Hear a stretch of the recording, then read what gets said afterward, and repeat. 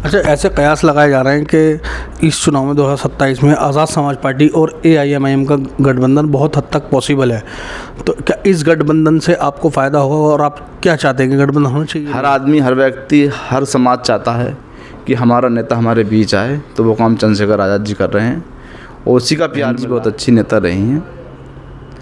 जब उनका टाइम था तो लोगों ने वोट दिया और वो प्रदेश की मुख्यमंत्री भी बनी। अब राजनीति कमरे में बैठ कर नहीं हो सकती।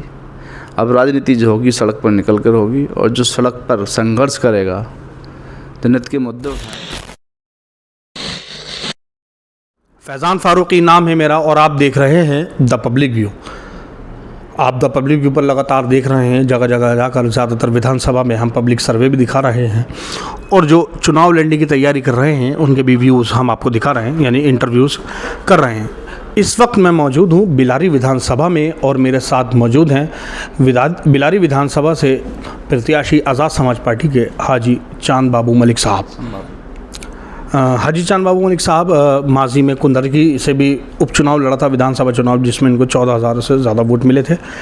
अब हम उनसे बात करेंगे कि बिलारी विधानसभा में क्या उनका विज़न है, किस तरह से वो जनता को अपनी तरफ खींचेंगे, क्या उनके वादे हैं और आगे पार्टी को लेकर क्या नीतियाँ उनकी रहेंगी। सर, स्वागत है आपका हमारे चैनल द पब्लिक व्यू में।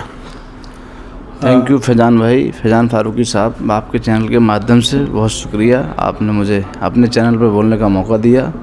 मैं ये कहना चाहता हूँ, मेरा नाम हाजी चांद बाबू है, जो 29 कुंदरगी से उपचुनाव भी लड़ा हूँ और आज़ाद समाज पार्टी काशीराम बड़े भाई चंद्रशेखर आज़ाद जी ने मुझे आशीर्वाद कुंदरगी में दिया था, जो मैं उपचुनाव लड़ा हूँ।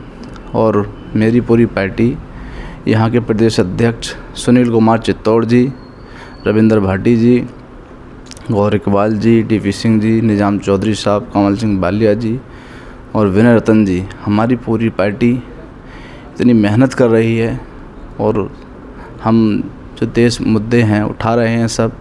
और अब जो मैंने आवेदन दिया है वो बिलारी विधानसभा से दिया है, जो बिलारी 30 विधानसभा मुरादाबाद में लगती है। कुंदरगी से बिलारी जाने की वजह क्या रहेगी आपकी? कुंदरगी भी मेरा घर है और बिलारी भी मेरा घर है। आपको पता होगा फैज़ान भाई, ये कोई नई विधानसभा नहीं है, ये कुंदरगी से कटकर 2012 में बिलारी विधानसभा बनी थी। इसीलिए बिलारी विधानसभा भी मेरा घर है। अब मेरे लिए कोई विधानसभा नई नहीं है। मशवरा किया लोगों से, सबसे बात हुई, उसके बाद जो मन बनाया बिलारी का, पार्टी को आवेदन दिया है। जो शीर्ष नेतृत्व का फैसला होगा, जहाँ से वो आदेश करेंगे वहाँ से लड़ने का काम करेंगे, या अन्य किसी और व्यक्ति को लड़ाया जाता है उसे लड़ाने का काम करेंगे तन मन धन से। अच्छा, जो आपकी पार्टी है वो ख़ास करके दलितों के मुद्दों की पार्टी है, दलितों के मुद्दे उठाती है, इसमें मुस्लिम के मुद्दे भी शामिल होते हैं। तो आपको लगता है कि दलित और मुस्लिम इस बार एक प्लेटफॉर्म पे आ पाएगा और आपकी पार्टी को सपोर्ट कर पाएगा? देखो, वो तो मैं आपको बताऊं कि मुस्लिम ने सबको वोट दिया है, चाहे अन्य पार्टी पूर्व में भी रही हैं, यहाँ सरकारें भी बनी हैं मुस्लिम और दलित के साथ मिलकर। मगर चंद्रशेखर भाई जिस दिन से वो निकले हैं, पहले संगठन बनाया भीम आर्मी, उसके बाद पार्टी बनाई आज़ाद समाज पार्टी काशीराम। आपने देखा जो दिल्ली में CNRC का प्रोसेस चला था, उस टाइम दिल्ली में कोई नेता, जिन लोगों ने मुसलमानों ने वोट दिया, कोई उनके बीच नहीं पहुंचा। उन्हें ज़रूरत थी उस समय, चंद्रशेखर भाई अपने घर से निकले, वहां गए, प्रोटेस्ट में शामिल हुए। उन लोगों के शामिल होने के बाद वहां से वो जेल भी गए। तो मुसलमानों ने ये देखा कि अभी हमने चंद्रशेखर भाई को वोट भी नहीं दिया है और बिना वोट के लालच के आज ये आदमी हमारे बीच में खड़ा है। उसके बाद आपने नगीना में देखा 2024 का लोकसभा चुनाव हुआ। जो नगीना लोकसभा है वो दिल्ली से लगी है, तो लोगों ने ये मन बनाया कि चंद्रशेखर आज़ाद जो मुसलमानों के और क्या बोलते हैं कि सबके मसीहा हैं, जो बहुजन समाज के लोग 85% सबके मसीहा हैं। जब वो चुनाव लड़े वहाँ से, तो वहाँ से 1,52,000 वोटों से जीत कर MP बने और दिल्ली की लोकसभा में पहुँचे। वहाँ पहुँचने के बाद उन्होंने जो मुद्दे थे बहुजन समाज के उठाने का काम किया। आप देख लीजिए, मुझे उम्मीद है 543 MP हैं, जिसमें एक MP चंद्रशेखर भाई हैं। वो सर्व समाज के मुद्दे उठाते हैं, चाहे वो कोई समाज हो। किसी समाज के साथ परेशानी होती है, चाहे वो एससी समाज हो, मुस्लिम समाज हो या अन्य कोई समाज हो, वो वहाँ जाने का काम करते हैं। आप देखो कि इतनी मेहनत कर रहे हैं, अगर अंदर संसद में नहीं बोलने दिया जाता तो वो तख्ती लेकर बाहर सड़क पर बोलने का काम करते हैं। तो हमें ऐसे नेता की ज़रूरत थी जो हमारे बीच आकर हमारे दुख तकलीफ़ को समझ सके। हमें ऐसे नेता मिल चुके हैं। बहुत से लोग कहते हैं अभी मुसलमान क्यों वोट देंगे, ये बात भी सही है। मुसलमान इसलिए वोट देंगे कि मुसलमान को ज़रूरत थी ऐसे नेता की, और मुसलमानों ने वोट दे चुके हैं 2024 में। मुसलमान प्लस एससी और अन्य वर्ग के लोगों ने वोट दिया, जब भी वो नगीना से एमपी बने। ये तो कोई बात ही नहीं कि वहाँ सब लोगों ने, सब समाज ने वोट दिया तो वो वहाँ से नगीना के एमपी बने। अच्छा शाल बाबू साहब, ये बताइए कि मायावती जी की जो पार्टी है वो भी एक दलितों की पार्टी है, लेकिन यहाँ आगे ऐसा क्यों लगता है कि मायावती जी या तो दलित नहीं समझती चंद्रशेखर जी को, ये दलितों के लिए आवाज़ उठाने वाला समझते, उनको सीरियसली नहीं लेती, और कभी गठबंधन पे भी कोई ऐसा विचार नहीं हुआ। इसकी क्या वजह है? मैं बताऊँ आपको, बहन जी बहुत अच्छी नेता रही हैं। जब उनका टाइम था तो लोगों ने वोट दिया और वो प्रदेश की मुख्यमंत्री भी बनी। अब राजनीति कमरे में बैठ कर नहीं हो सकती। अब राजनीति जो होगी सड़क पर निकल कर होगी, और जो सड़क पर संघर्ष करेगा, जनहित के मुद्दे उठाएगा, आवाम की आवाज़ उठाएगा, वही अगली बार नेता बनेगा। चंद्रशेखर भाई को आप देख लो, चाहे उत्तराखंड का मुद्दा हो, उत्तर प्रदेश का मुद्दा हो, चाहे अन्य किसी प्रदेश का मुद्दा हो, वो सब जगह जा रहे हैं और सबके मुद्दे उठा रहे हैं। हर आदमी, हर व्यक्ति, हर समाज चाहता है कि हमारा नेता हमारे बीच आए, तो वो काम चंद्रशेखर आज़ाद जी कर रहे हैं और उसी का प्यार मिल रहा है। आप देख लीजिए, अगर पता चला चंद्रशेखर जी आज़ाद वहाँ पहुँचने वाले हैं तो उनसे पहले लाखों की भीड़ वहाँ पहुँच जाती है। तो ये मेरे नेता के प्रति उनका प्यार है पब्लिक का। और जब आदमी जाता है कहीं, कुछ अपने पैसे खर्च करके, समय खर्च करके, टाइम निकाल कर, तो सिर्फ मोहब्बत में जाता है वो, और जिसे मोहब्बत होती है वो उसे बढ़ाने का काम करता है आगे।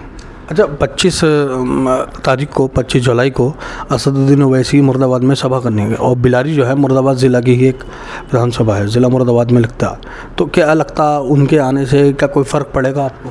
नहीं, देखो वो अपनी अपनी पार्टी का मामला है भाई, हर आदमी सभा करने का सक्षम है। वो अपनी प्रत्याशी लड़ाएंगे, हमारी पार्टी अपना प्रत्याशी लड़ाएगी। किसी पे कोई फ़र्क पड़ने वाला नहीं है। ये सिर्फ जनता तय करेगी कि कौन नेता कितना अच्छा काम कर सकता है और कौन हमारे हक़ में बोल सकता है। अच्छा, बिलारी विधानसभा में क्या मुद्दे रहेंगे? बिलारी विधानसभा में बहुत सारे मुद्दे हैं। जो एक ही परिवार शुरू से एमएलए बनता चला आ रहा है। मैं तो ये कहूँगा कि बाबा साहब ने जो अधिकार दिए हैं वोट का, 5 साल में एक बार वोट डालने का मौका मिलता है, चाहे वो प्रधान का हो, प्रधानमंत्री का, तो अच्छे काम कर रहा है तो दोबारा मौका दे दो, वरना आदमी आपके हिसाब से काम नहीं करो तो चेंज करो। इसीलिए वोट का राइट मिला। वोट का राइट मिलने के बाद ये वोट जो 5 साल में मौका मिलता है, बड़ा सोच समझ के डालना चाहिए आपको। बिलारी में आप देख लीजिए, मैं घूम रहा हूँ, रास्ते भी बहुत खस्ता हालत में है, पानी कई जगह भर रहा है। एक सहसपुर है, सहसपुर के ऊपर से एक लाइन जा रही है, बहुत सारे हादसे हो चुके हैं। 11,000 की लाइन ऊपर से गुजर रही है, आगे जाकर पानी भर रहा है, और मुझे उम्मीद है 2012 से 26 चल रही है, 14 साल हो गए जो एक लाइन नहीं हटवा पाए, तो क्या करेंगे बताइए मुझे। दूसरी बात, शिक्षा का एक अच्छा संस्थान होना चाहिए था भाई। कई कस्बे लगते हैं, थामला है, सहसपुर है, बिलारी है, महमूदपुर अभी बना है नया नगर पंचायत, तो बहुत चीज़ों की आवश्यकता है। दूसरी बात, शिक्षा का मुद्दा मेन है। चंद्रशेखर भाई ने बहुत सारे मुद्दे हमारे इस जो लिखे हैं मैनिफेस्टो में, अगर आज़ाद समाज पार्टी काशीराम की सरकार बनती है, वजूद में आते हैं, अल्लाह ने चाहा, तो शिक्षा कक्षा 1 से लेकर 12 तक फ्री होगी, स्वास्थ्य सामान्य होगा, सड़कें अच्छी होंगी, पानी की व्यवस्था अच्छी होगी, लाइट की व्यवस्था अच्छी होगी, जो पेंशन की व्यवस्था अच्छी होगी, जो कॉलोनी मिलती कॉलोनी मिलेंगी। पढ़े लिखे व्यक्ति जो हमारे युवा साथी जो रेस्ट भी कर रहे हैं दिल्ली में जाकर, नौकरी के पद खाली पड़े हैं, मैं सरकार भरने के लिए तैयार नहीं है, तो उन पदों को भरने का काम भी किया जाएगा। अच्छा, ऐसे कयास लगाए जा रहे हैं कि इस चुनाव में 2027 में आज़ाद समाज पार्टी और AIMIM का गठबंधन बहुत हद तक पॉसिबल है, तो क्या इस गठबंधन से आपको फ़ायदा होगा और आप क्या चाहते हैं कि गठबंधन होना चाहिए नहीं होना चाहिए? देखो, वो शीर्ष नेता का फैसला है, वो बड़े नेता का फैसला है। जो उनका फैसला होगा वो हमें मानना होगा। पार्टी का चाहे एक भी कार्यकर्ता हो, बड़ा हो छोटा हो, जो हमारे नेता करेंगे हम उसे मानेंगे। जैसा उनका आदेश होगा उस आदेश को लेकर जनता के बीच जाएंगे। क्या बिलारी की जनता आप पर भरोसा दिखाएगी? कितने वोट लगभग आप लाएंगे? इंशाअल्लाह बिलारी की जनता बदलाव के लिए बैठी है। आपने देख लिया, अल्लाह ने चाहा बिलारी पे जो समीकरण है 90,080 वोट है और 1,40,000 मुस्लिम वोट है। बाकी अल्लाह जो करेगा बेहतर करेगा। हमारा काम सिर्फ मेहनत करना है, पार्टी को आगे बढ़ाना है, पार्टी की नीतियाँ बताना है, हमारे नेता संघर्ष कर रहे हैं उसके बारे में बताना है। तो अल्लाह ने चाहा बहुत अच्छा रिजल्ट रहेगा और चुनाव हम बहुत अच्छी तरीके से जीतेंगे। हम एक आखिरी सवाल, आज़ाद समाज पार्टी उत्तर प्रदेश से पूरी कितनी सीटें ला पाएगी? मुझे उम्मीद है अल्लाह ने चाहा हम उत्तर प्रदेश में, मेरा तो यही मन है कि पहले कि हमारी सरकार बने, और हमारी सरकार नहीं बनती है तो हमारे सिवा भी किसी की सरकार नहीं बने। सरकार में हमारी हिस्सेदारी होनी चाहिए।